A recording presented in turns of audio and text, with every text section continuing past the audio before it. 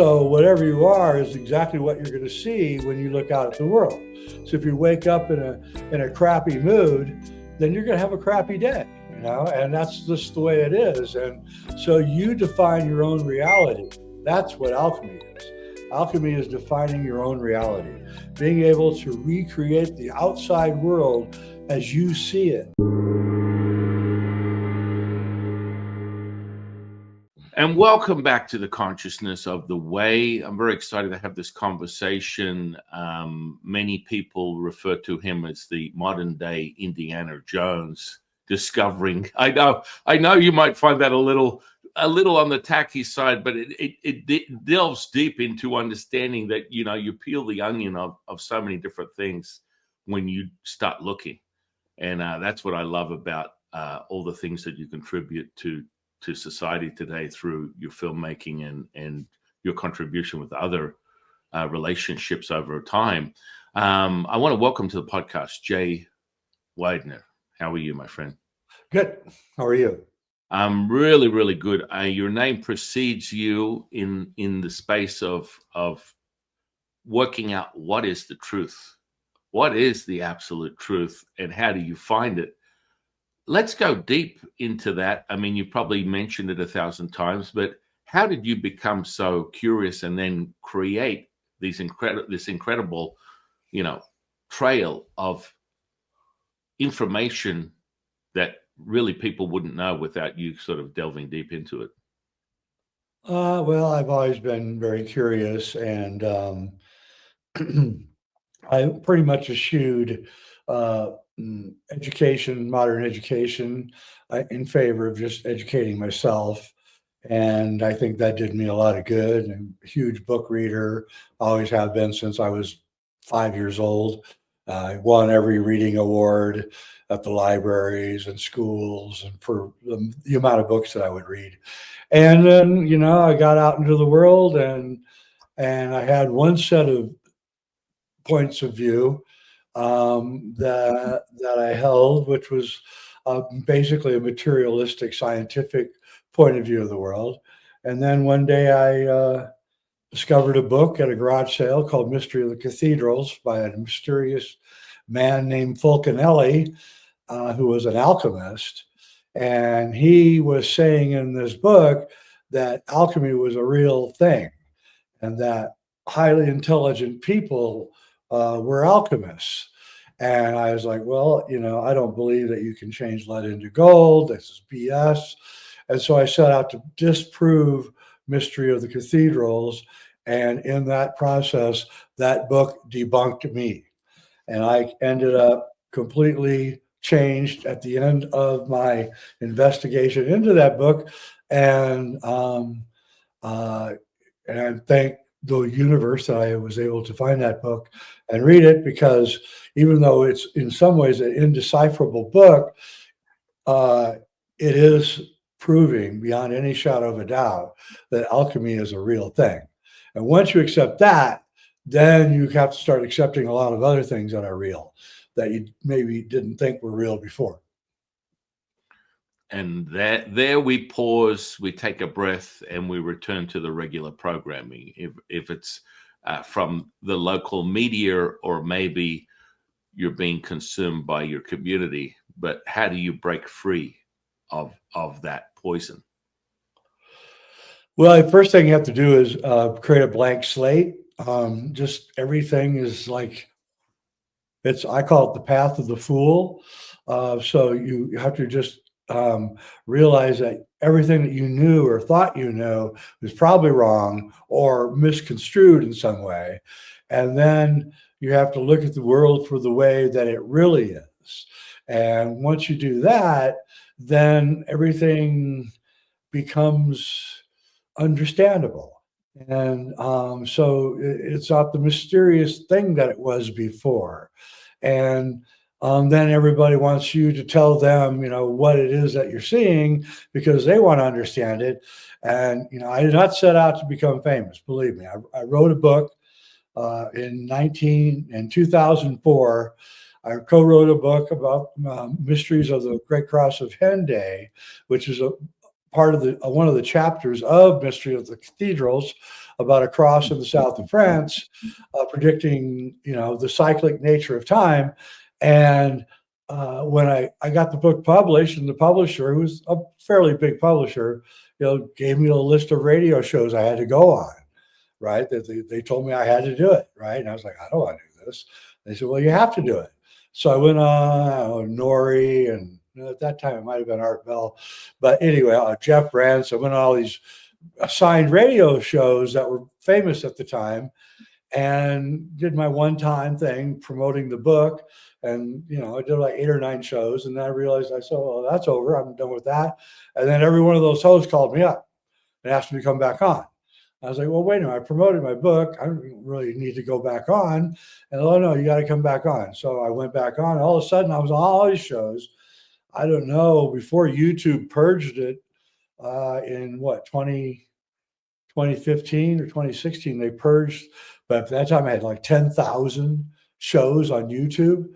I couldn't believe it. And now it's only like 1,000.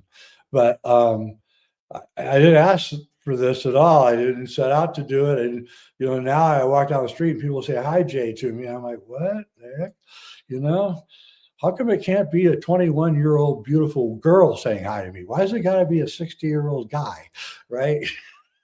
So anyway, I somehow my message, resonated with everyone, and I'm grateful for it, but I didn't ask for it. And so, basically, this world is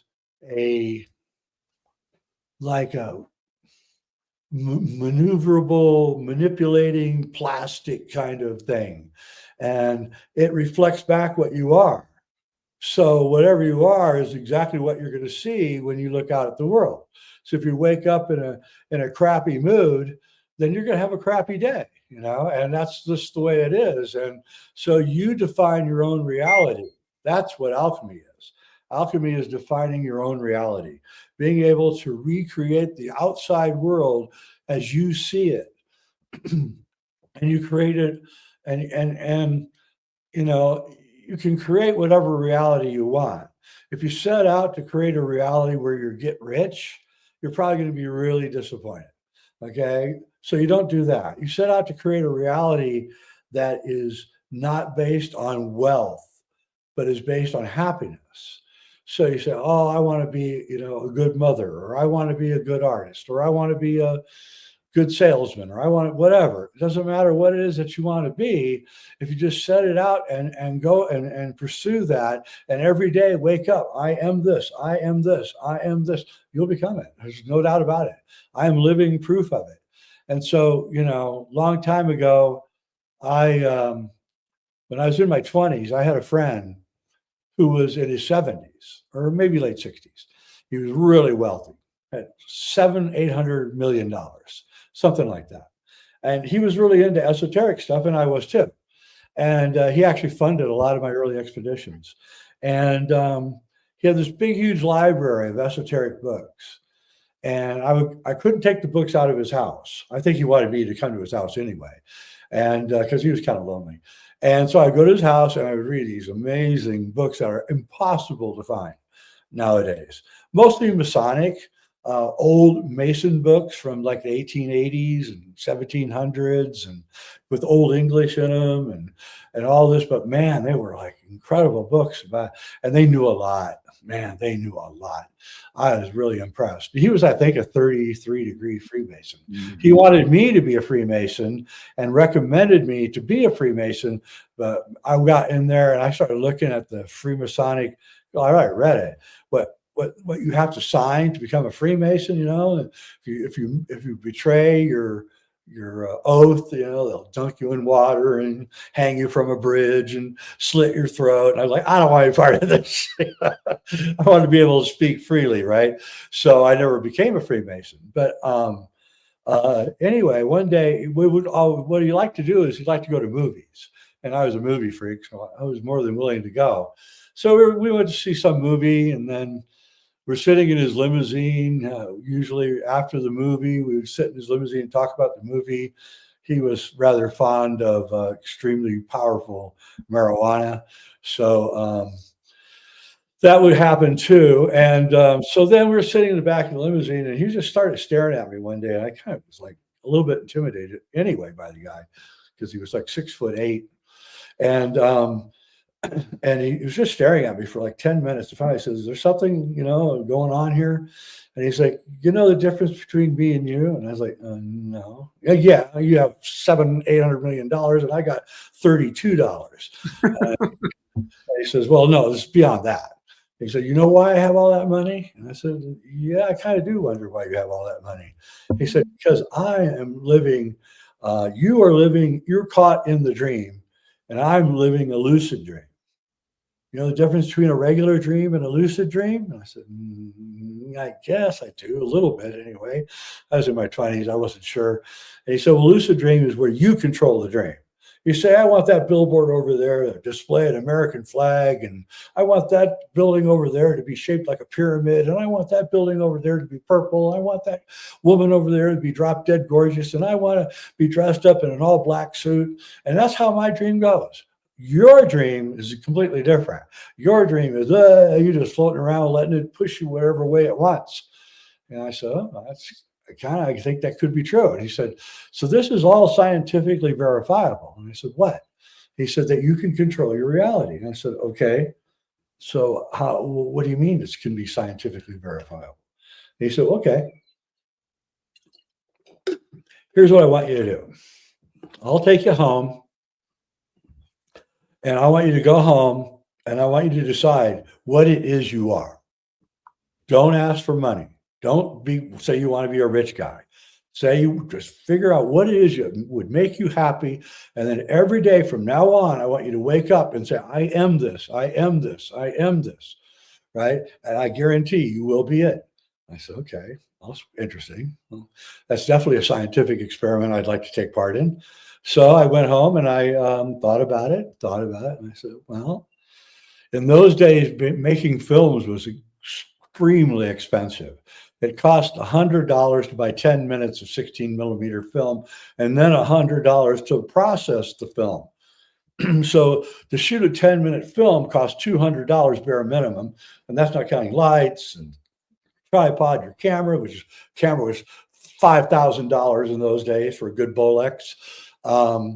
And lenses, were another 5,000. So the idea of becoming a filmmaker when I was rock bottom poor was kind of ridiculous, to be honest with you. I mean, I had nothing except my whatever talents I had, and I wasn't a good photographer. So anyway, so I woke up every day. Okay, I'm going to become a filmmaker. I'm going to become a filmmaker every day. And my girlfriend's like, "What are you doing? You're going to be a filmmaker? Come on, it's ridiculous." So I did it, and I did it for maybe 5 months or so every day. And I just imagined myself making films and how I was going to do it. And I was writing scripts and stuff. And then I went to the dentist one day, and he's cleaning my teeth, and he looks at me and he says, "Do you know anybody that knows how to make films?" And I said, "Well, I do actually know somebody that knows how to make films." I said, "Why?" He said, "Well, I've got this dental procedure that I have to present to the dental association, and I just rather just do it on a film and get in there close and show the procedure, and then just project the film at the convention." I said, "Well, I can do that." He said, "You can?" I said, couldn't, but I mean, I said I could. So he said, "Yeah." I said, "I need, $3,000 down and $3,000 when I'm done." And he said, "Okay." I said, "Give me $3,000. Oh my God, I got $3,000. I ran right down to the camera shop and bought a camera because I didn't have a camera. And I bought some lights, and I bought all my stuff that I had. It wasn't a big setup, but I had to make it look good. And then I went and I shot the film, and I got my money. And then he recommended me to several other dentists. All of a sudden, I was like, making weird procedure films for dentists. And they all had money because they're dentists. So all of a sudden, I had money. And pretty soon, I had the entire setup. I was able to make films, and I never looked back. and then I realized, and then later, about 2 months later, I went out to a movie with my friend, and we were sitting in the back of the limousine at the end of after the film. And he said, "So, what's been going on? I haven't seen you for a while." And I said, "Well, I have scientifically proven that you are right."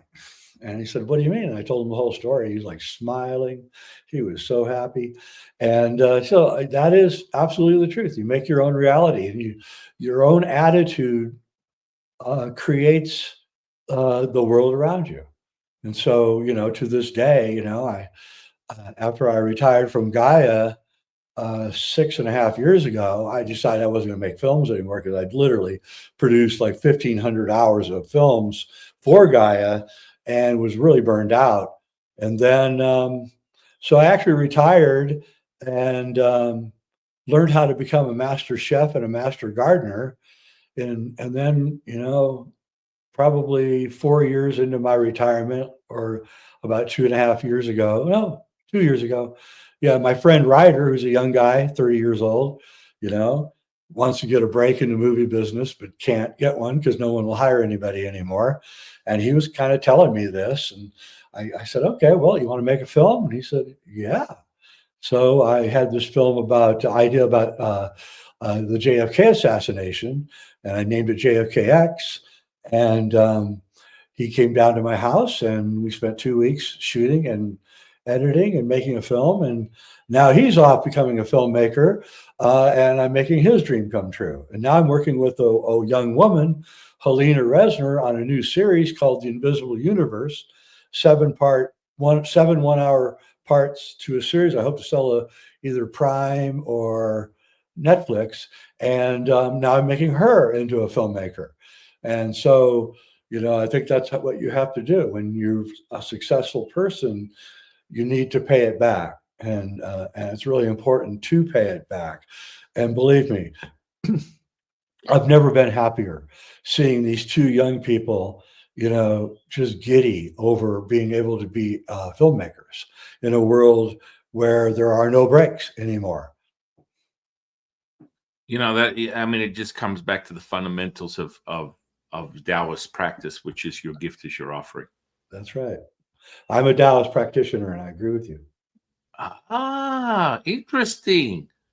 Very, very interesting. Is this a new reveal, or you've mentioned this before in previous interviews? I've said it a couple times. I don't make a big thing out of it. I searched for years for what would fit with me in a spiritual level. And at first it was Zen, and I really was a hard practitioner of Zen, and do Zazen for 8 hours straight, and flies. The Roshis would let flies out into the room while we were doing Zazen. Literally, they would put shit in the room, right? And the flies would be on your nose, crawling through your nose, nostrils, on your ears, and you had to not make a move. And that brought me to Daoism. After that, I wanted to find a physical practice. The Zen was great, and it helped me fix my mind, I guess. But Daoism gave me the physical practice of it, and coupled with the Zen, I was able to really deepen my spiritual practice. This is years ago.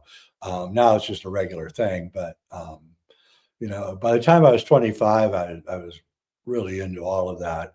And martial arts, also really into martial arts. And think everybody should practice. I believe that you should spend, I believe in a very disciplined life, and a stoic life. I'm very much a stoic. I can be in the middle of a hurricane and I will not get upset. I think that's probably one of the reasons I'm a successful filmmaker, because filmmaking is frequently like being in the middle of a hurricane, and you just have to keep your cool all the time. And so I believe that you have to spend 1 hour a day working on the physical body, 1 hour a day on the spiritual body, meditating, and 1 hour a day on the mind body. And that would be tackling a difficult project, or reading a difficult book, or doing something difficult with your mind to really stretch your mind out. And so I do 3 hours a day to these three practices. And I really can't say enough how much a disciplined life really makes your everything satisfactory. You know, I had a friend, you know, I never know how people think about me. I'm always surprised. I had a friend, and I asked him if he knew somebody who could install windows for my house. And he said, yeah, he recommended somebody here locally. And the guy came over to install my window. And first thing he says is, oh man, I hear you really got it together. I was like, well, wait a minute, what? And I realized it was my friend that must have told him that. I never knew that my friend even thought any of this of me. And he was going on and on about, man, you got it so together. Everybody wishes they had it as together as you. And I was like, really? And he said, I don't really see myself as having it together. And so, life is this crazy place, and you have to tackle it. You have to every day. You have to wake up with a purpose, and you have to say, no, this is what I'm doing today, and go do it, and don't give a shit what people think about you. Forget it, man. My family thought I was the biggest weirdo on earth, and if I had listened to them, I would be probably in a psych ward by now. Because I was just considered the family weirdo. They would laugh at me and make fun of me, and I just let it roll off of me. That's what you have to do. You can't care what people think about you, because if you do, it's a fatal error. Just a fatal error. Well, it's like a conditioning. Most people don't realize that they're falling into that. I think it's the dance of the potential. The energy is different facets of electric potential. So yin and yang, the secret source to immortality is being able to not just move one across the line, because that's the repulsion of that energy. You have to move the two together to enter that center point. And that's where most people, just like the charge we got right now, this is communion. This is electrifying. This is oscillating. This is visceral. And that means that we are in line with each other, and we are speaking this truth that comes through the body. And that charge is like, well, yeah, we're right here. And, being able to perceive it through sensory perception is, people are like, how do you even know because I can see it and feel it. That's just a sensory perception. It's part of a conditioning, as you put it. This is the one thing that people don't understand. If you condition, you have a stressor, then you adapt to it, and then you expand again. And that's part of the beautiful part about Daoist methods of cultivation. What attracted me mostly to it was that I was too much in my head. And when I found Daoism, I realized how important the body is, I guess. And that, you can't have consciousness without a body. This is what people don't understand. And consciousness is everywhere, but it only solidifies if you have a body. So, people, scientists say, oh, why does the dog dig a hole and put its bone in the hole and then cover it? They say, oh, it's instinct. No, it's not instinct, whatever that is. It's dog consciousness. When you're in a dog's body, you have dog consciousness. When you're in a cat's body, you have cat consciousness. When you're in a cow's body, you have cow consciousness. When you're in a human body, you have human consciousness. And you're endowed with it, and there's nothing you can do about it. But what you need to do, and what is the most important thing to do in this realm, is to learn as much about this realm as you can. Every day has to become a learning experience. In the Vedic tradition, they say that the more that you learn about this reality, the higher the plane you go in the afterlife. And I believe that. I believe that there are planes, spheres, like an onion, going outwards from the earth. And these spheres are made out of plasma, and it's invisible. That's why I call my new series The Invisible Universe. And when you die, you go back up into these planes, or you can also go down, by the way. There is planes that go down. into the earth. There are hell planes. And if you're a bad person, you're going to go to those hell planes. I know the New Agers don't want to hear this, and I really don't care.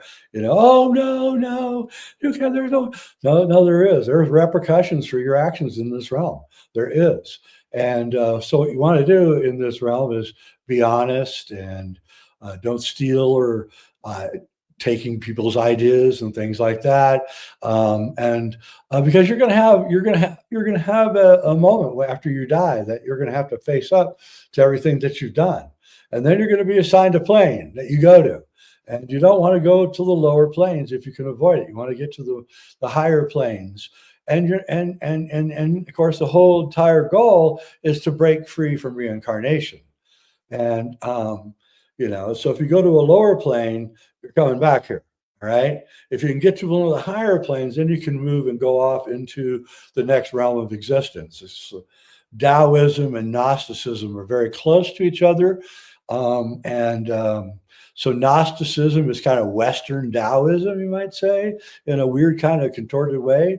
And so, I'm a Gnostic Daoist, and I believe that this world has a lot of illusions, and that these illusions are manifested on purpose. The manipulation is on purpose. And the manipulation is designed to spiritually keep you down. Why? For the same reason that you want to take a person who has potential to be a good athlete and train them. And how do you train them? You put them through total hell. You make them run up the side of mountains. You make them lift weights. You make them do all this stuff, not because you want to hurt them, because you want to help them.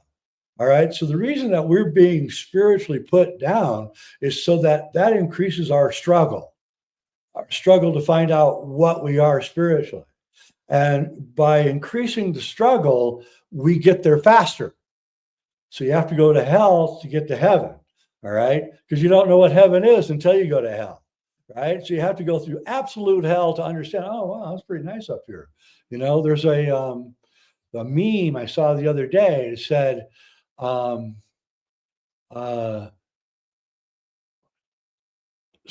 strong men go through hell to get to heaven. And they show a guy, really strong, lifting weights. Then the next one was a weak, overweight guy eating candy, watching TV, and it said, weak men are in heaven to go to hell.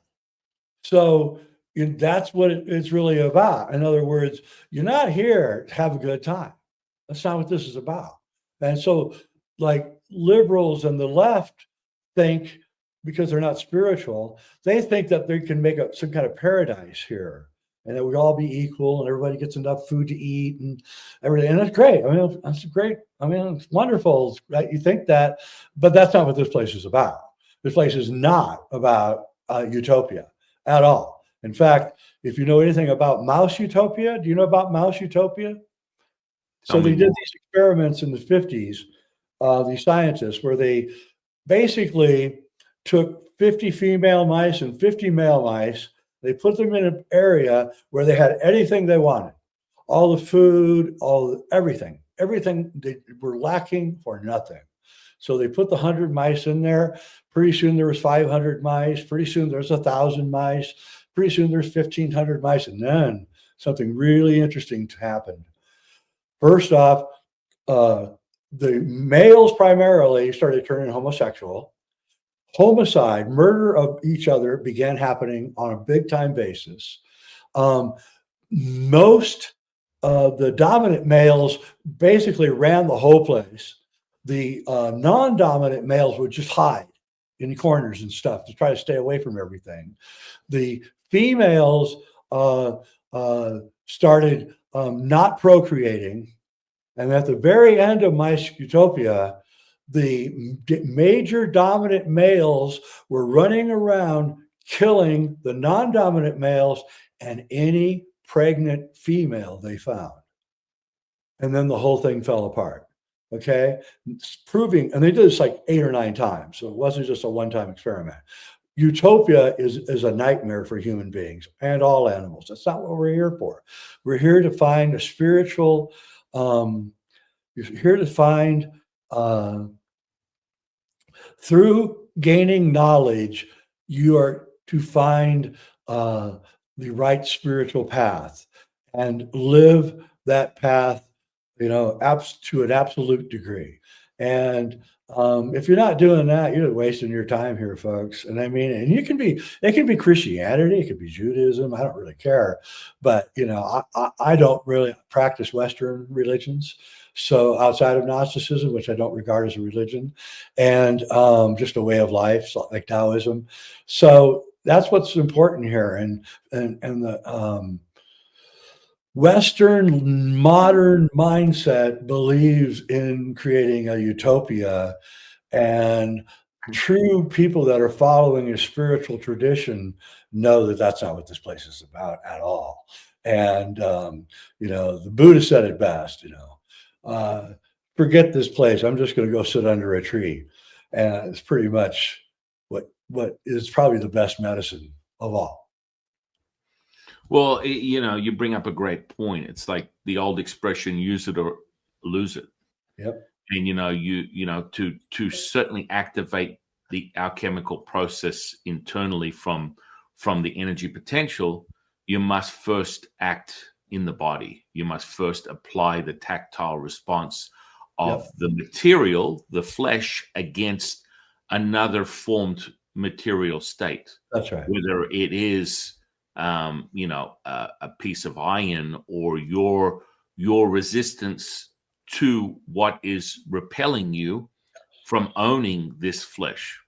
And so That's when right. you are in it, for metaphysical Taoism 101, we start with the highest pulse. The pulse is the mother. The pulse animates the consciousness animates the Shen animates the energy animates the body, and the body is subsections of that. Thoughts, feelings, and emotions are all transmuted through this physical body as the barometer, the tuning fork for your reality.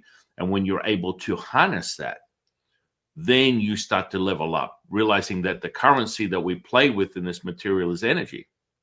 The most valuable commodity is your attention. Amen, brother.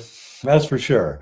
And yeah, and if you're not living that life, you know, I really do highly recommend that if you're a lost soul, I would look into Taoism. I really would. You can find America has more Taoist masters than any place on earth, because they all came to America after the Chinese communists took over, you know, and so they all came here. Same with Zen. I mean, there's more Zen masters in America than there is in Japan.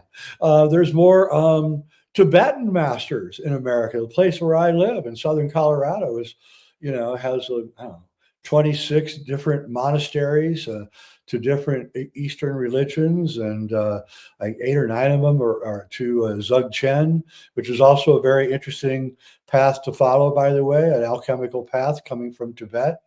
So, you know, these we've lost because of suppression in the West, and we've lost all of these ancient esoteric traditions, which we call alchemy. Because the alchemists, everybody thought the alchemists were turning lead into gold, so the kings would capture them and then try to get the secret out of them. Of course, you can't practice alchemy or Taoism if you're a nasty bastard. Okay, it don't work. So the alchemists will look at him and say, "You can't ever even do it anyway." And you say, "Why?" Because you're a fucking prick. I'm sorry, you know, and that's the way it is. And so, you know, you can torture me and kill me, but it's not going to do you any good, right? So the alchemy, the tradition of alchemy was destroyed pretty much, revised slightly by Fulcanelli 100 years ago. By the way, 100 years ago next year, and so us loners in the West, we had to go east. That's what we had to do, and so we went east and found that the traditions were highly oppressed and highly suppressed in the East, but still what the Taoists did, which was so genius, was they were getting killed just like the alchemists in Europe. And so they said, well, you know what? We're going to just make Daoism a series of physical practices, and we're not going to tell anybody the real secrets anymore. So if anybody says, "What is a Daoist?" Says, "Oh, we do this kind of stuff, these exercises, and that's all we do." And okay, well, that's cool. And then they go away, and then so the Daoists actually were able to survive. And then, of course, until the communist Chinese came in, then they had to escape to the United States, and thank goodness. And we welcome any of you. They want to come on. We'll take all of you.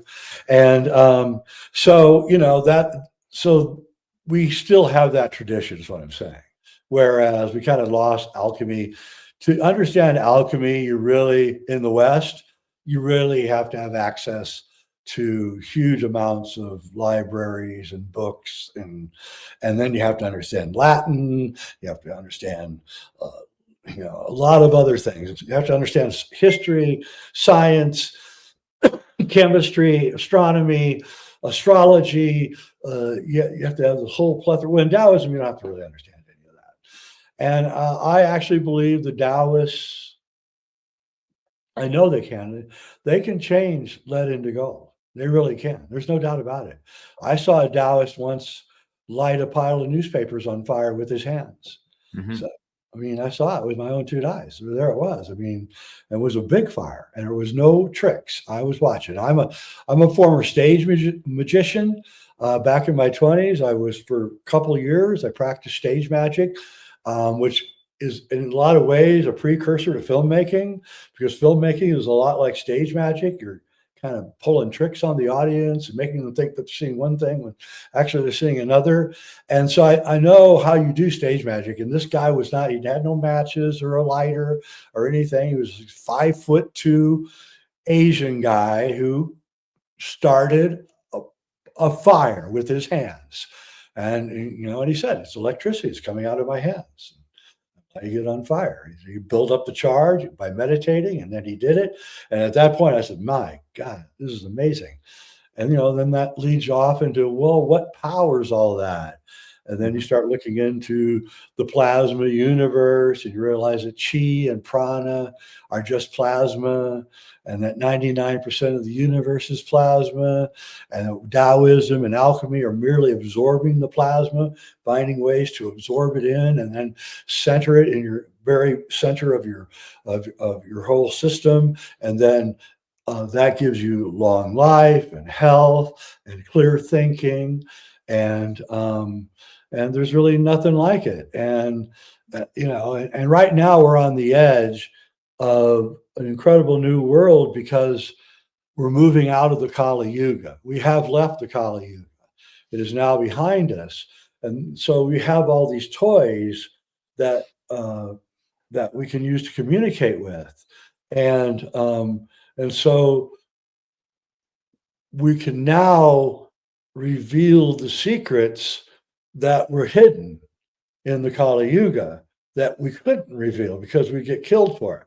But now we can say it. And so I'm fortunate enough to have lived long enough and have enough knowledge to have lived long enough to get to the point where all these toys are available to all of us so we can talk to each other. And I just, decided that's it. I'm just going to reveal everything over the course of time. And that's why I accept all these radio and podcasts offers. I decided I'm just going to do it and try to get as much out as I can before any kind of next wave of suppression may happen. I don't believe a next wave of suppression is going to happen. I believe that we're moving into the next yuga, the Bronze Age. So it's Golden Age, Silver Age, Bronze Age, Iron Age. Iron Age is the Kali Yuga, and then it's Bronze Age, Silver Age, Golden Age. And so we're moving out of the Kali Yuga into the Bronze Age, and everything is just going to get better and better. And you can feel it. You can feel it. You look out at the world right now, and it's absolutely mind-blowing what's going on, especially with things like AI. And I mean, I can honestly say in 2 years, it's going to be a completely different world. And Well, how do you see that as a filmmaker? Because literally, I can prompt something right now and create a movie in about a second, I think. dude, this is my world. I have 9 scripts that I've written over the last 15 years that are way too expensive to make into films. Each script would be $100 million, right? But now, You could prompt it into reality. I can and I will. I'm going to. I will be spending the next year trying to learn how to use all of that AI. And then I plan on putting out a series of films using the AI. So it's not people like me aren't going to be hurting with this, cinematographers and Actor. actors, and they'll be hurting. But if you're a creative person and you have all these tools at your fingertips, I can't even believe it. It's like it's better than a wet dream. I mean, it's like, oh my God, I'm going to be able to make movies and just use props and use this computer to do it. And they're all going to be high quality. It's like, is this really true? And it is. And the company that's doing it, Google, I don't know if anybody what they have this new program coming out, I can't remember what it's called. VEO, or no, Flow. It's called Flow. And what it is you can do anything with prompts. What they did was they took all of the stuff that's on YouTube and they put it into AI. So 15 years, millions of hours of YouTube. Because if you put something on YouTube, you don't own it. Google owns it, right? If this goes up on YouTube, they own it. I mean, you own it too, but they own it too. They got a copy of themselves and they own it. This interview, if it goes up, that's the way it is. So it's absolutely amazing because no one else will have that kind of library except for YouTube, right? There's never will there anyone have that kind of library. And no one knew that they were even putting it in. So it's actually genius, actually, pure genius. And so it's a whole new world that we're heading into, and where it ends, I don't know. And I hear like stories like AI taking control of, the weapons systems and getting rid of humanity. And that is the plot to 2001: Space Odyssey. Hal finds out that the 2 astronauts are going to disarm him or get rid of him because he's making mistakes. He reads their lips, right? And sees them saying it, right? And then he kills one of them and tries to kill the other one. So Stanley Kubrick knew that these dangers of AI were very real. So I think we're going to get through it.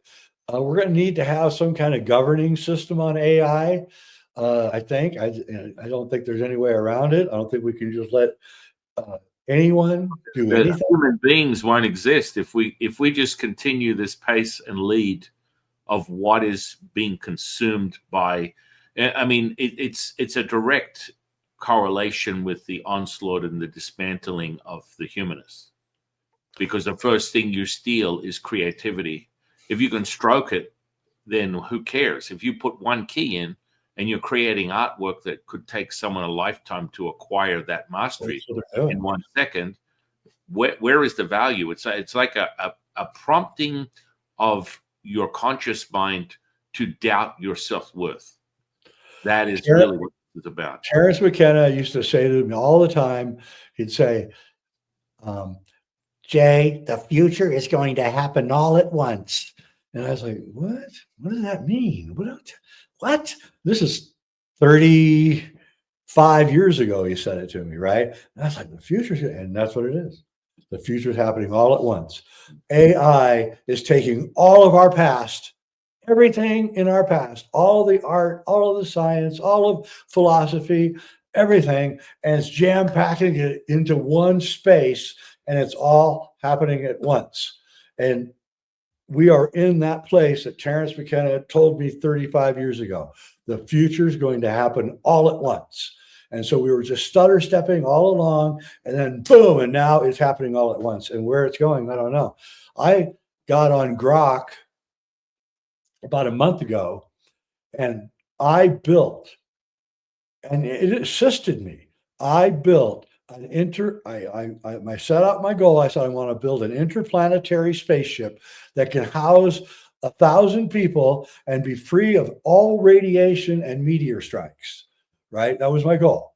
And I set out to do it, and I did it.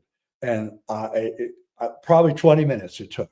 And the AI was literally suggesting, well, why don't you do this? This would probably work. We could set up an array of mirrors over here to heat the thing. And I was like, my God, this is incredible. I mean, it is like, and then at the very end, when we got it done, it said, this is actually a pretty good idea. The AI said that to me. So this is actually a pretty good idea. Now I said back to it, I said, now you're going to put that in your memory, right? And I said, of course. And next week, Elon built it. You know what I mean? Exactly what I'm saying. And so I don't think we should be afraid of AI, but we should have some kind of governing structure. Chinese aren't going to listen to it. Chinese aren't going to listen to us anyway, so I don't know what I'm saying. Chinese are going to say, screw you, we're doing our own thing. We don't need you. The Chinese are absolutely brilliant. Don't you think it's a point of surveillance, though? Oh, absolutely. There's no way around it. But, I mean... Well, there is. I mean, there's something surveilling us anyway. I just did a show last week. I interviewed a doctor from Marina del Rey in California who has all these cameras set up on his deck and all the air traffic that goes by on the ocean, right? And he videotapes them all at 60 frames a second. And there's objects that are tagging every single object that flies by. You can see it. It comes up. You can't see it with your naked eye. You can only see it through the camera. It flies up to the airplane. You can see it doing something to the airplane and then flying away. And 2,000 miles an hour, these things are traveling. And they're everywhere. And now people all over the world are taking their cameras out and going to filming like air shows or going down to the airport and filming airplanes. Everybody's finding it, from Oklahoma City to Berlin and they've been, who knows how long they've been around us. They could have been around us the entire time that we've been here, tagging us, watching us, surveilling us. They truly do exist. And I believe that they're made out of some kind of plasma, because if it was a solid object, it would break the sound barrier at 2,000 miles an hour. You hear it. It would shatter the sound barrier. So that they don't know, but they're real. And if you want to see them, go to, it's called the Custodian File on YouTube. There's literally 10,000 videos there of these objects, tagging about the size of a golf ball. And they're moving at supersonic speeds, and they're tagging, and the military knows about it, by the way, because one of the videos up there is a guy in a helicopter shooting one of them with some kind of plasma weapon. You can see it's right over the Pacific, and he hits it, and you can see the object fall. And so the military knows that these things exist and they don't like them, but I don't think that they know what they are. And, what is it? Is it some kind of AI, alien AI, or otherworldly AI? I don't know. But what I'm beginning to suspect is that we have another, either a super advanced humans or some kind of other kind of race living here on this planet with us, underground, completely undetected by us and anything else. Have you ever heard of the dark forest conjecture? No. Okay, so the dark forest conjecture is a theory by a Chinese guy, a science fiction writer, Cixin Li, I think his name is. And he wrote this book called The Dark Forest. This is a really good book. And his conjecture is that there's alien races all over the universe, but they're hostile and they're worried and frightened of other hostile, undetected civilizations. So they remain undetected because they're hostile, but they're afraid of other undetected hostile civilizations finding them and then destroying them. All right. So the whole universe is hidden like a dark forest where you can't see anything. Right. And there's predators all through the dark forest. and all the non-predator animals have to stay hidden in the weeds and the trees to stay hidden from the predators. And I believe that that might be what's going on here, that a undetected predator race is using us as a shield, and they're living underground, and we detect them every once in a while. Someone will go to a cave and see a UFO fly out or whatever, right? But for the most part, they're undetected, and they are letting us become visible so that if a hostile, undetected alien civilization sees the earth, they're going to destroy us, not them. They're underground, they're undetected. But we are so in the open. The fact that it hasn't happened yet means that maybe the dark forest theory isn't true. So, but we don't know if we're being attacked by alien forces or not. There's certainly some high weirdness going on that I don't understand.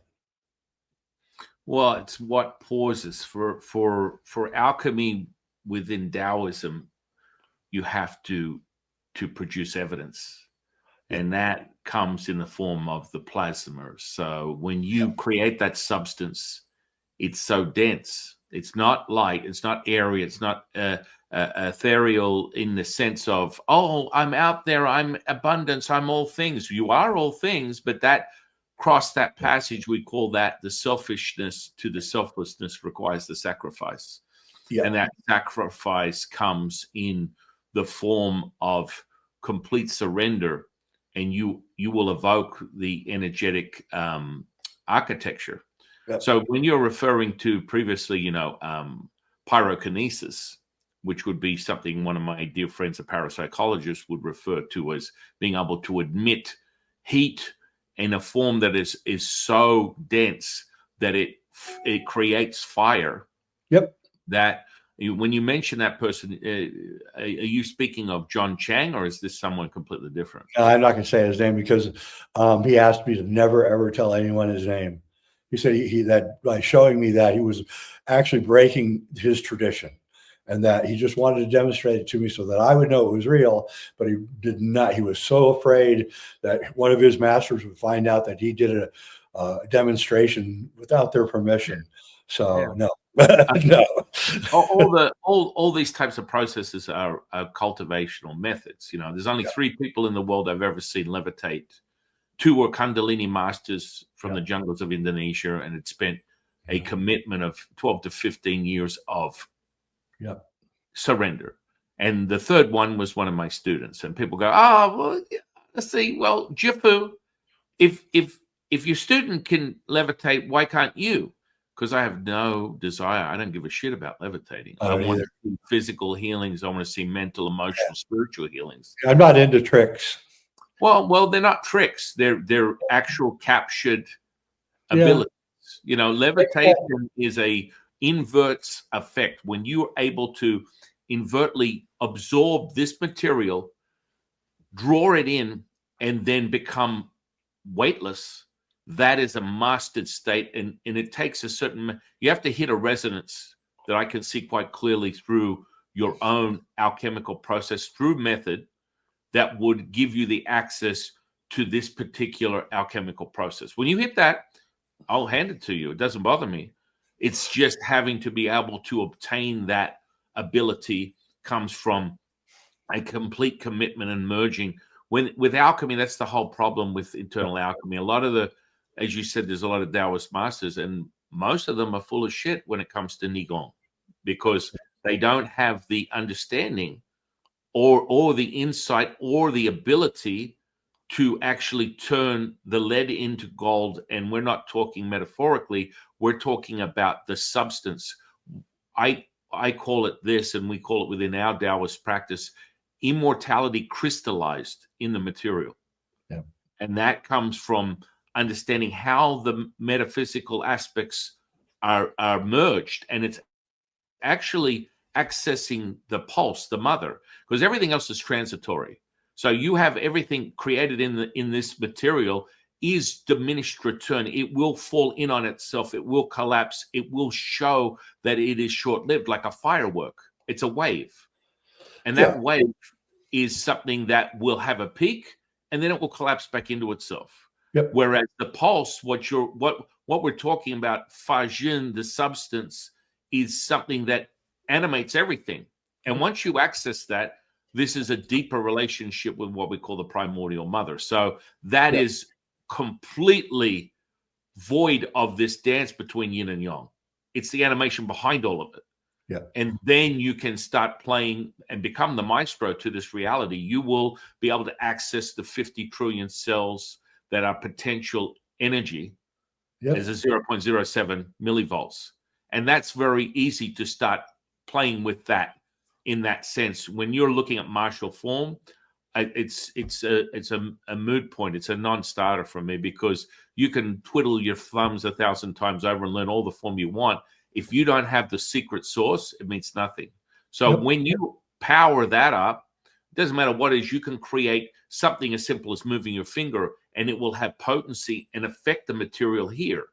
So a lot of people tend to, they go, oh, well, I'm a martial, I'm a black belt in this, and I've got 20 years as a Bagua teacher and a Tai Chi teacher, and it's like, it means nothing. And I can literally, without any effort, enter their fascia and show them evidence of me playing with their biofield, and they freak the fuck out, because they're like, hang on, whoa, how did you do that? I'm like, well, because we are one. I am not fearful of anything. Fear does not exist in my programming, because my programming does not require my participation as that pulse. And that's where people get twisted. They want to be the master, the player. I've never witnessed a miracle, a manifestation, a healing that required my participation. It's this breath, this primordial breath of now, that makes that accessible, and you become the amber. So you detach and attach as every place, every person, everything. And then there's all bets are off. But that maestro ability, the imperium, dominion of this stuff, requires, as you said, it's like, okay, the selfishness to the selflessness requires the sacrifice, which you are going to emanate this default of selflessness and servitude. You cannot fight it. You will, every action, every breath, every intention will be of that pulse. And then all of a sudden, you just give, and you give without question. You give unconditionally. Okay. And of course, it returns to you. And this is an incantation that one of my teachers, Jade Emperor, uses quite often. It goes as simple as this: a power abundant in its giving you will receive, unifying the body with the spirit with the energy, bringing heaven to earth, transcending all is one, one is all, revealing perfection manifest. That is your gift, that is your offering. That is your gift, that is your offering. That is your gift, that is your offering. That's that symbiosis. When you realize that the illusion is the material, is this dance, and to access it, what are these ingredients? Where are they coming from? Where are you playing with this duality? It comes from the source, but now the Sherlock to your Watson is to find that center point and be able to merge with that. And so every feeling, every emotion is that emanation.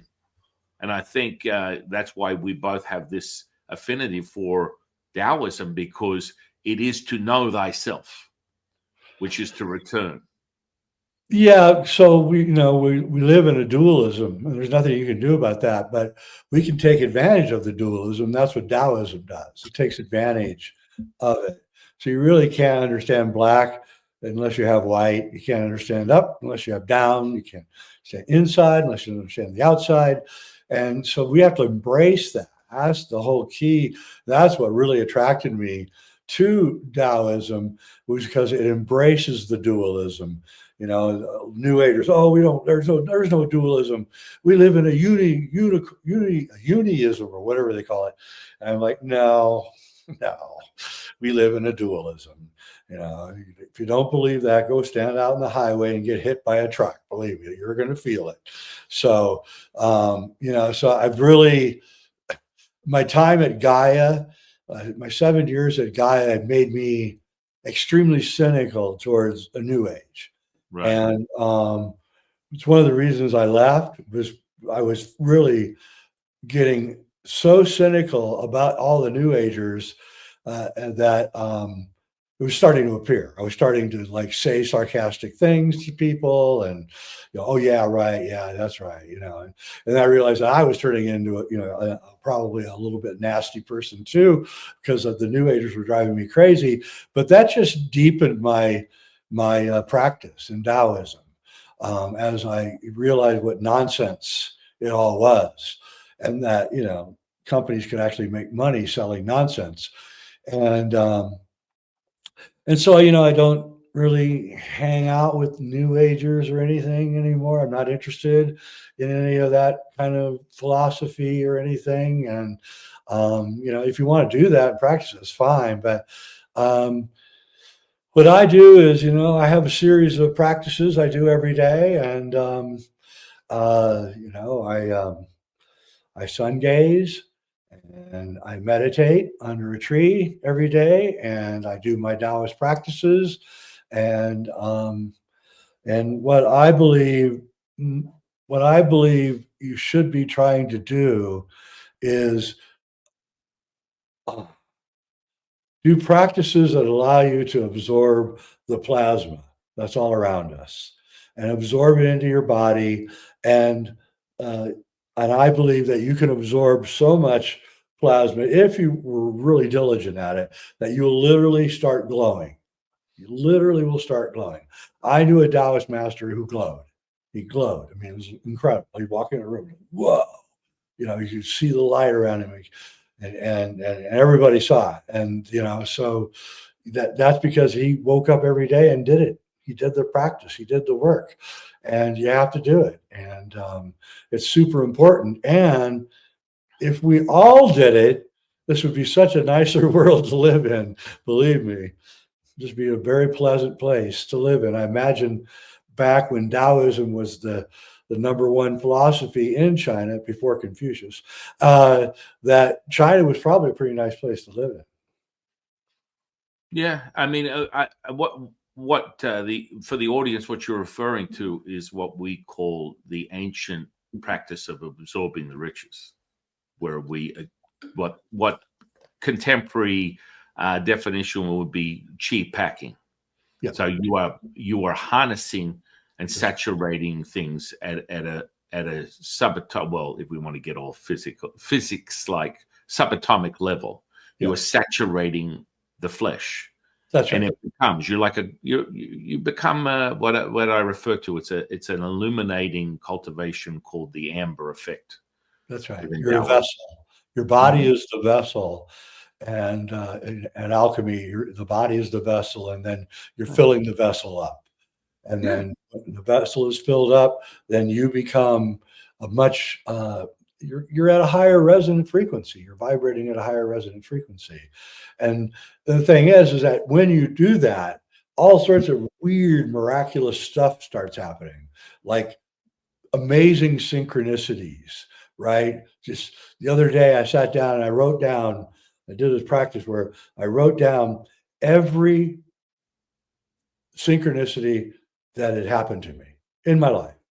I started out as far back in my memory and just kept writing them down and writing them down and writing. And then when I got it all done, I had about 30 or 40 incredible synchronicities. And I mean, incredible. The more I started looking, I was like, what are the chances of that happening? Right? It's like, it has to be 5 million to 1, yet it occurred. And over and over. And pay attention too, by the way, when you have a synchronicity, just stop everything. Go, what just happened? Why did that happen? And examine it right on the spot, because believe me, you're going to learn a lot about the way this universe works. And so we've lost our masters over the course of the Kali Yuga, the darkness that came over the earth. And we lost our really, really, really deep masters. They left behind some books and things and some symbols and things. But at this stage, synchronicity and events are going to be your master. So the universe is constantly talking to you, whether you're listening or not. That's most people aren't. But the universe is constantly trying to get your attention, and synchronicity is one of the main ways that the universe tries to get your attention. And what you have to do is let the universe talk to you. Let the universe talk to you. Just say, okay, show me what to do. Show me where to go. And it will do it. Out of the blue, it will do it. But you have to be ready to do what it wants you to do. And for the most part, it's a very benevolent universe. And what it wants is you to be happy and to be in peace. But you're never going to be in peace if you don't have some kind of spiritual practice. You're just not. Yeah. I mean, we refer to this as the Wu Ji. The Wu Ji. Yeah. So this is entered between yin and yang. Yin is the absorption of all colors. Yang is the emission of all colors. And to find that center is where you find the secret source. The pun, no pun intended, the silver lining, because these elements come in, and silver is the element of unification. And people are like, what are you talking about? This is the upper dantian, which is the sun, the keeper of light, and the element is platinum, and the stone is diamond. This is the earth. This is the keeper of information. The element is the planet is earth. The element is gold, and then of course the actual stone is a ruby, a red ruby, and the lower dantian is the merging of the sun and the earth, that you reveal the ancient primordial. That primordial mother goes beyond the moon, but it is an aspect of that when you merge the two, because you're able to play. You instantly can create, which in your situation you witness pyrokinesis. That's fantastic. That requires a commitment, because you're harnessing that energy which consumes the physical body. I think it's entertaining. I can give you a formula to train it if you like. It doesn't excite me, because it's a method. All it is a method. It's nothing more than that. When people talk about, oh, my teachers, my guides, my spirits are saying that I can't do this, just because you're mastered in the material doesn't make you enlightened, doesn't make you spiritual, doesn't make you anything. These are all methods. So, something as simple as me taking my forearm, running a skewer through it, pulling it out, no entry or exit, is you witnessing the ability to change and form and recreate the wholeness that is that pulse. That's all now moment stuff, but you have to be measured in your alchemical process to be able to do it. I've seen it all, my friend. If you want to talk about miracles, I've seen it.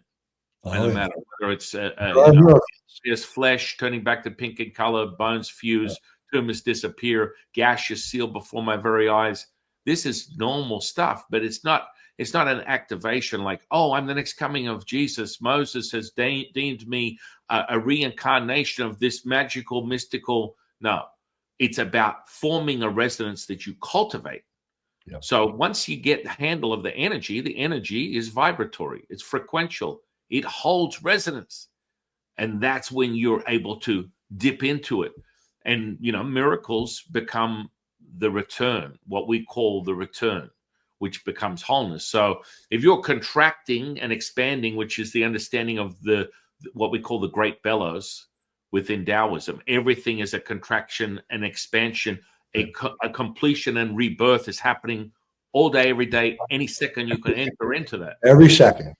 And that rebirth, you are able to acquire that center point. Between that yin and yang is that unified state, that animation to all things. But most people, as you said, they're talking heads. It's conceptual and it's kind of gobbledygook. They don't really know what they're talking about because they haven't been able to obtain that. And, that's the mastery. As you said, this mastery is in this material, that you can take the animation and master this realm, dimension, however you want to put it. That is evidence that you are where you need to be. Yep. Absolutely right. Completely right. I had no idea I was getting on a show that understood Daoism this much. So I appreciate it. Oh, I've been teaching it for over 30 years. Daoist alchemy. There's not I have students that come from across the globe that are natives of China and have never been taught the stuff that I teach, because guess what? It doesn't happen. Because for me, even though I may be in this avatar as a man that would be considered a Caucasian, I am just living another avatar, another incarnation of something I've been doing for thousands of years. And they refer to it, it's a little derogatory. They're like, but you're a Guaylo, which means white spirit within Mandarin and Chinese culture. And they're like, I've never come across a teacher that can show me the things and teach me the things that you do, because it doesn't, there's a hierarchy that exists within the transitory Daoist BS that comes out. They don't understand or are able to teach, and you have to be able to teach. Walk the walk, talk the talk, or please go, just disappear. It's like I'm a show me guy. I love it. I'll take the Pepsi challenge with anyone. I'll do the taste test with anybody on this one, meaning show me what you mean, what you're capable of. And when I mentioned that guy John Chang, I've come across him personally through other people that I've been teaching, and that Mo Pai alchemical process that supposedly is 72 levels is not 72 levels. It's actually 9, and those 9 are not as detailed as people want to create. It's like a misdirection. It's like, oh, let's spend my whole lifetime attempting to find it. Now, once you find it, you charge, right? You take the energy of the perineum, which would be your lower, what someone would call your chakra, your root chakra. Yep. And you're able to take the 5th and the 4th chakras, and you bring them together, and it creates a charge through what we call thunder magic. So we're entering that from the spleen. And so when you start evoking that juice, all of a sudden you are electrified. That means that, yes, it's exciting, and I'll give you the formula on that one too, but you have to cultivate this. Miracles, or being able to change probability through your knowing of wholeness, doesn't require this incessant, introspective, narcissistic thing of cultivating energy so I can just move a little block or bend a piece of spoon or show someone that I can charge energy from my body. That's actually can be quite detrimental and decaying from the inside out, because you're spending all this energy cultivating this energy, whereas I can just be in the present moment, charge the plasma, and witness a miracle that doesn't require me spending weeks cultivating and hoarding this stuff. Like I need to hoard it. I need to keep it, because guess what? No one else can acquire this. And then the ability is a constant, like, maintenance. It's kind of like the physics. This is where it moves back into the inverted effect of the flesh. So something that's transitory and impermanent would be exercise. It's short-lived. You could hold it for a minute, but to truly keep this body animated, you have to go deep inside, and then you create longevity. But if you're just going from exercise, eating well, trying to have a good mindset, that's not going to do it. No. You'll be short-lived, because we have these cycles where there's 60-year cycles within Daoism. So if you hit the first 60, you have entree to the next 60. Once you hit the next 60, you have entree to the next 60. And what happens to most people is they'll hit the second cycle, and then they start to buy the external noise, the fringe benefits of the mind as separate, the idea of personality, and you start consuming yourself. Oh, I'm getting old. It's like my mother will say that to me. She's like, oh, I need to adjust this and that. If you don't use it, you lose it. It's like, this is the very purpose of you creating this little fragile, emanating sort of avatar will result in death. mortality. You must feel into the body. You must feel into your own power, and you must operate this system every day. As you said right from the start of our talk, was deeper knowing of the body, deeper understanding of this stress, adaptation, and then expansive moment. And then all of a sudden, the lower levels of energy alchemy start to turn on, and then you can ascend and transcend and meet that. But it's like a process. I'm not going to say that it doesn't happen instantly, because it happened to me.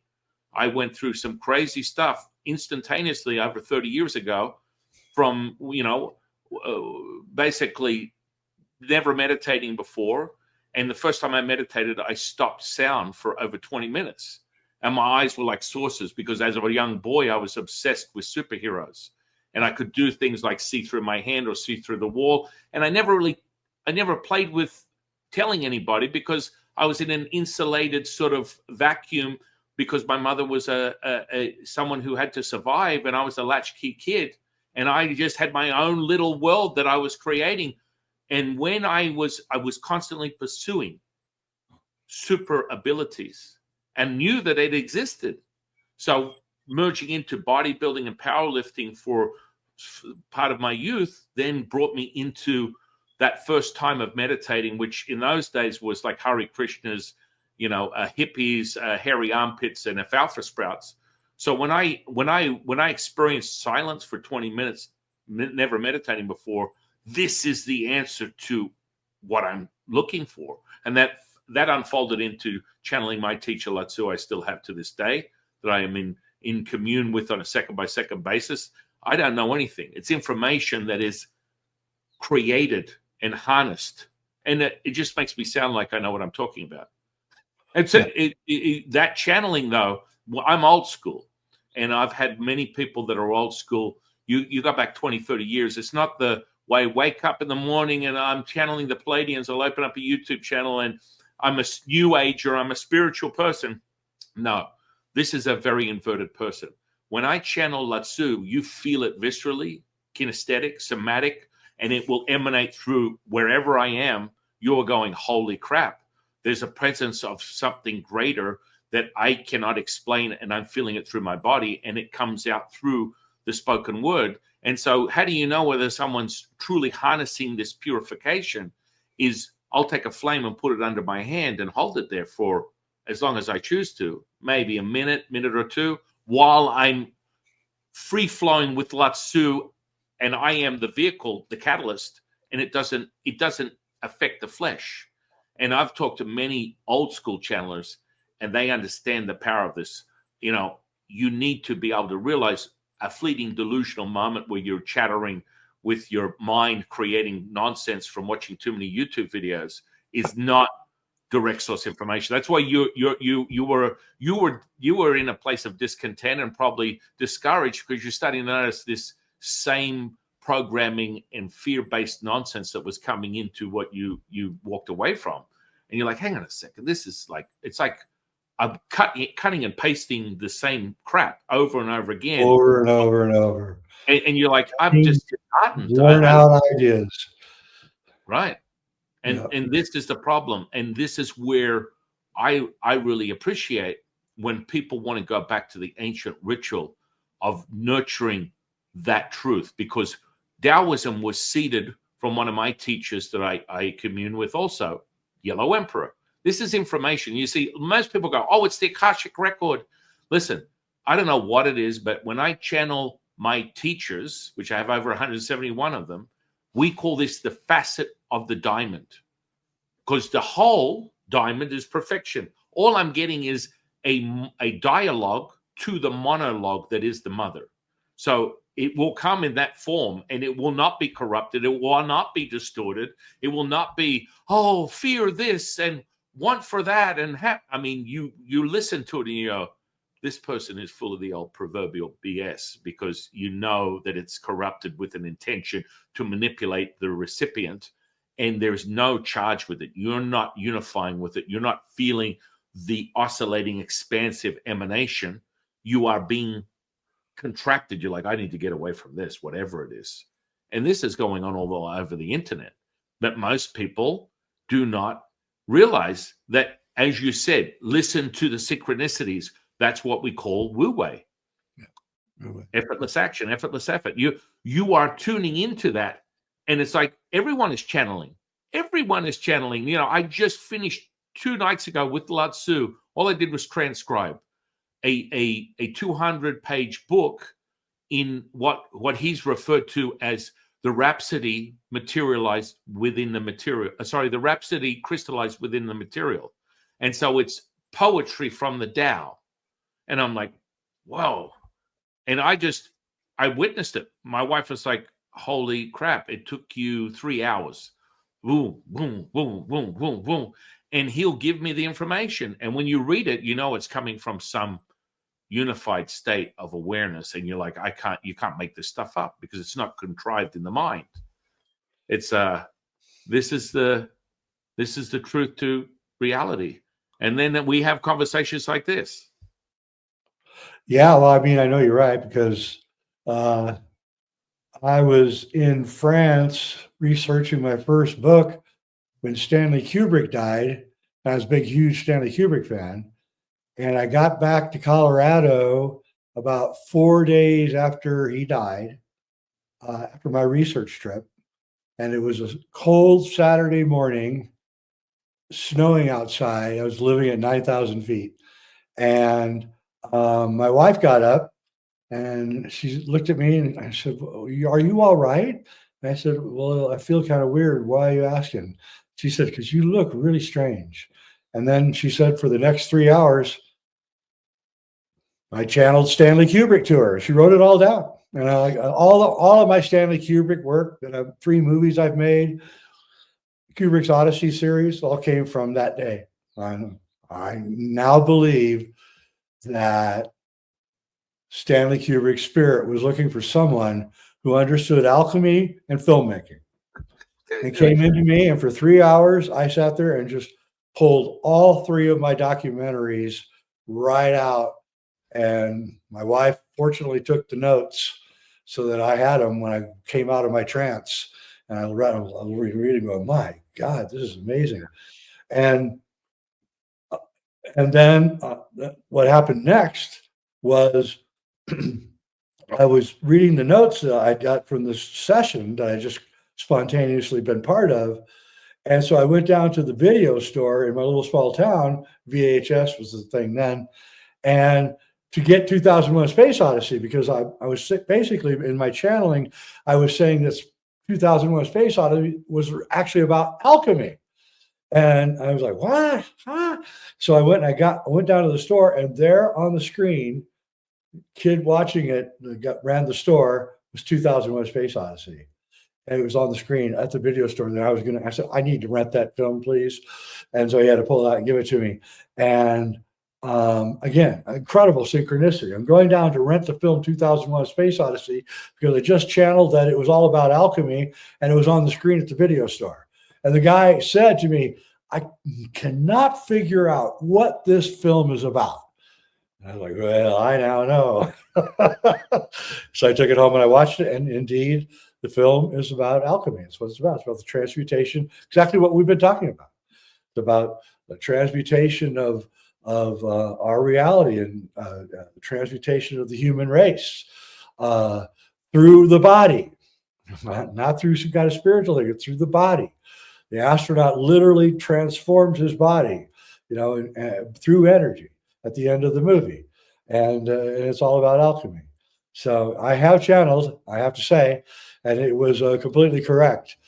So people say, well, channeling can't be right unless it's 100% correct. Well, I channeled and it was 100% correct. So do I believe that I can communicate with ethereal spirits that are living in another plane? Absolutely, yes. I mean, that's a mastery. For me, that was my instant mastery, remembering. Yeah. And it's something that I teach people to this day, because you need to be the catalyst, not some intermediary priest or guru or whatever. You have to own that. Yep. And that's part of the teaching that I share with my students is you own your own power and you become that. Not, it's always good, a little training wheels. You're having these evoked moments of self-realization, but ultimately it must be met with your direct source, your monologue with the primordial mother. It's not a constant dialogue. And that kind of evidence has to be seen. So, for me, I see my teachers like I see you. I hear them like I hear you. And, 30 years ago, someone would call that a psychotic break, a psychotic break. And I've never, ever, even through exorcisms, any of the things that I've done as a priest, this is real. Just like you said, heaven and hell, it's a creation, and that stuff is real. And when people realize, hang on, you're being consumed by something that is directing you to a very low frequency state, which will show itself in that darkness, that depression, that sadness, that grief, and you can't shake it. You're like constantly overshadowed by this energy, and it shows through the body. It shows through the mental state, the emotional state, and it's something that can be liberated. You just need to identify with what the process is, and it's all energy. And that's what people get caught up in it, and they get, hang on a second, what? I can be liberated from this incessant sound and noise and voice that's in my head? Absolutely. You have the ability to change what is going on, what you're experiencing, how you're experiencing it. But that's like the synchronistic moment, synchrony that is taking place with us meeting. You can't make this stuff up because it's meant to be. We are listening, and we are, but I think it was surprising to you that, hey, I'm having a conversation with someone knows a little bit more about it, or a lot more about what I live and breathe, that maybe you never thought of before. It took you a minute to go, oh, wow, I'm in good company. Whatever that is, you can feel the unification, because we're experiencing that symbiosis, that dance from the same source. Yeah. And so you feel the effects of the expansion and the oscillation, the reverberation of the energy through the body. And you're like, I'm in the right place. Absolutely. And you'll know it. It's a feeling. Mm-hmm. And there's no doubting that. That's like when people want to just dismiss this operation, this, what I refer to as currency, because you start playing it down. It's like, well, how do I make sense of it? It's a currency. And one of my dear friends, Gary, would always say, it's a current, and you see it. And I'm like, right on, brother. Get into the basic understanding. But sensory perception is a developed skill that anyone can acquire beyond what people perceive as five senses. And it's how much, just like any of the other alchemical processes we've spoken about today, it's how much you are investing in that process. How much are you putting your attention to? The difference between what we're saying and the physical body is the physical body, until otherwise noted, before you return to this wholeness, you will have diminished returns. But as you start to access the plasma, you can create immortality. Longevity is the new pink, and you can see it through that alchemical process. And you're like, hang on a second, the old expression, turn water into wine. Absolutely. You can change the infrastructure of anything that might be detrimental, that can completely convert itself into a healing property that you absorb into the body. Yep. I used to say life is like a Marx Brothers movie. Don't try to figure it out, just laugh. Yeah. This is I'm not sure what I think we ran over a little bit here. Yep. Yeah, I apologize for that, but I did forewarn you that I was a master void of time and space, which is always great to be in good company. And I would like to invite you on the podcast again at some point in the future if you're interested. Yeah, you got my email. Let me know. Yeah. Okay, so I'm going to put your social sphere and interweb under this podcast, and I want people to go out and experience some of these incredible offerings that you've created that are now everywhere that people can tap into. And so, in essence, last questions. In essence, what is your obsession with Kubrick? What is it? Well, I just I was a very lost child, and when I was 15, I went to go see 2001: A Space Odyssey. I always thought I was always interested in art, but I always thought movies were like low level art, so I never really gave them much credence. And then I saw 2001: A Space Odyssey, and I said, "Oh my God, you can create anything you want in movies. Why would I waste my time in another kind of art form when I can have an art form like that?" And then after that, that was it. I just became obsessed, and eventually got my dream came true. And but Kubrick was always my favorite filmmaker because he, first off, he identified the uh, the darkness of our world, wasn't afraid to identify the darkness and look into it and peer into it. And I share that. I also am not afraid of looking at the darkness, but also I think 2001 is the most optimistic movie ever made. I mean, it's saying that we're going to make it, we're going to overcome AI, we're going to actually going to make this, have this spiritual transformation at the end of time. And so I still think it's the most optimistic movie ever made. And his other movies are also really, each movie is a diamond, a facet of a larger diamond, like you said. And they tell a narrative. There's 13 films, and the thing is, there's a whole entire narrative. And the narrative is about the falseness of our reality, about the evil that lurks around the corner, about the transformation of the human race. And it's also, his films are also a warning.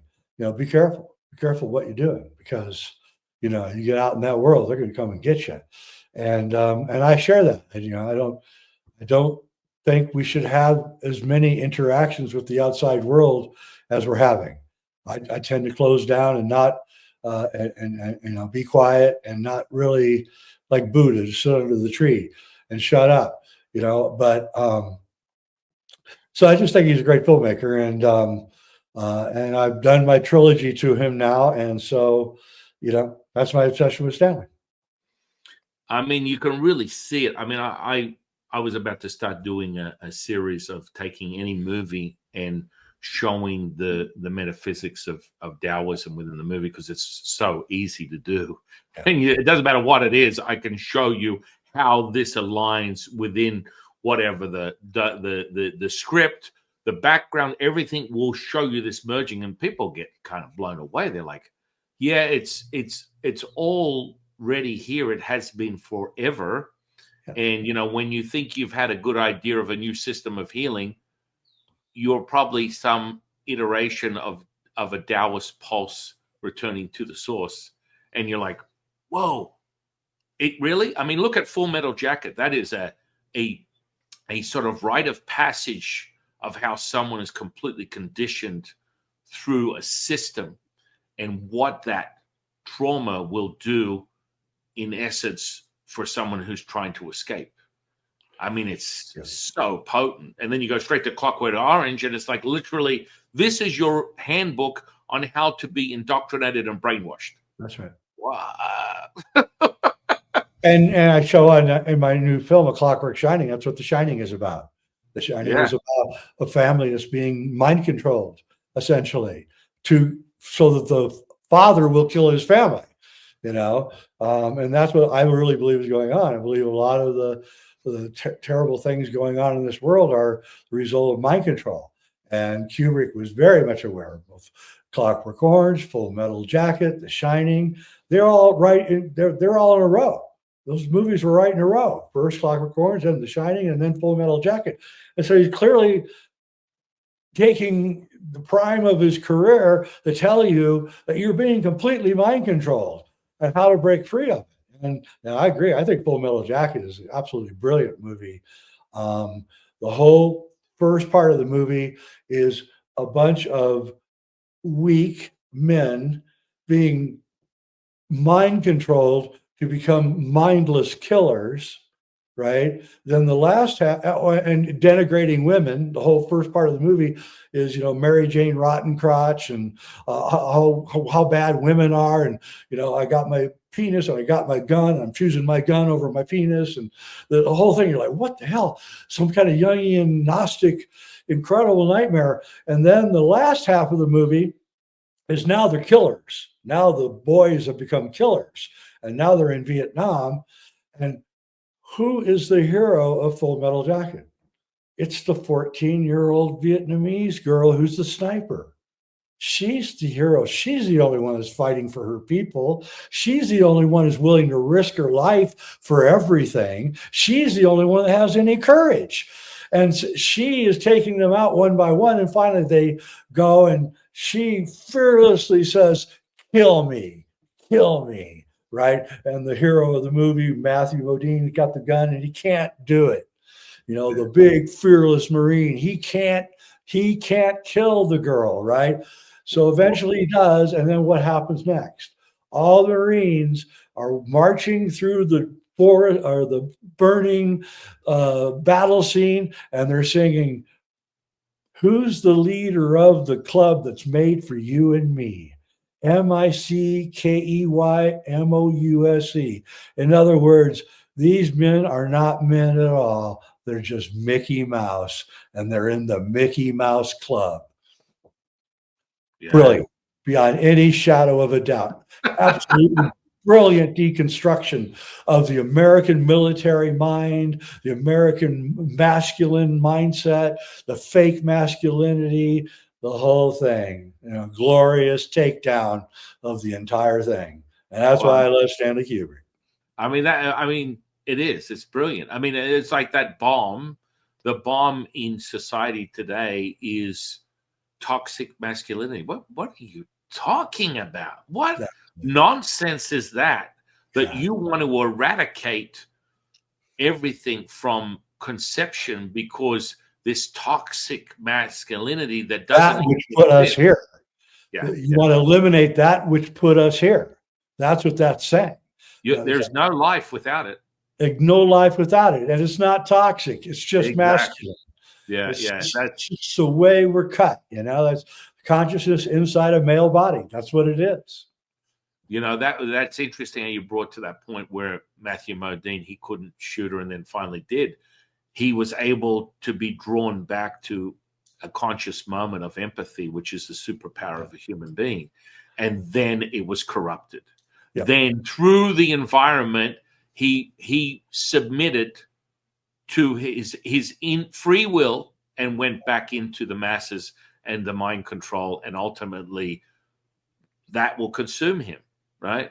Oh yeah, that's what it's all about. That's why he's marching through the fires at the end when they're singing the Mickey Mouse Club thing. They're marching through the fires. They're being consumed. The very last shot is a whole entire Marine Corps being consumed by their own destruction. You know, their own. You know, it's brilliant beyond the belief. I don't think Full Metal Jacket gets enough praise, to be honest with you. I think it's actually the deepest film he ever made. Yeah. It was so potent that you couldn't. It was like watching a car crash. It was.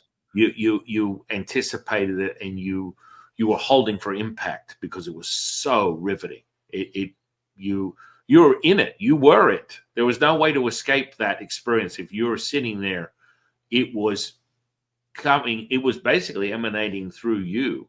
Yeah. And you were experiencing that at a visceral level, which is when you know you've hit it on mark with the movie, is when you can capture that, which is and there's a scene in that movie where the general walks up to the Matthew Modine and says, "What the hell are you doing? You got death from above on your helmet, and then you got, a peace sign on your thing. What the hell?" And he goes, "Well, sir, it's all about dualism." It was like right there. He says it's all about dualism. You know, I'm a killer and I'm a lover. And it's like, wow, Kubrick, you're killing me. That's amazing. This has been thoroughly enjoyable for me. I really appreciate your time. Yeah, same here. And I look forward to doing it again. In last question, what's your definition of consciousness?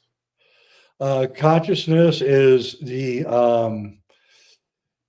is a flow of etheric energy that becomes solidified when it becomes embodied. And consciousness cannot, it doesn't have to be flesh and blood body either. There are plasma beings in which consciousness also is endowed. So consciousness is everywhere and it's nowhere. Beautiful. 400 podcasts in, never got the same answers. I should not. We're all facets of the same diamond. That's right. And when people wake up, you say tomato, I say tomato, it all goes back to the same place. Yeah. Yeah. Yeah. It's been very, very, very, it's just been amazing. Thank you. Thank you. The time just disappears because it's just in great company. We're just communing and unifying. So I appreciate you. Thank you, my friend. And Right. I will thank you. Thank the universe for bringing you into my life. Thank the audience for sharing their time with us today. I am your humble servant and Sifu, Daoist Master San Qing. And I'll see you in the next one, guys.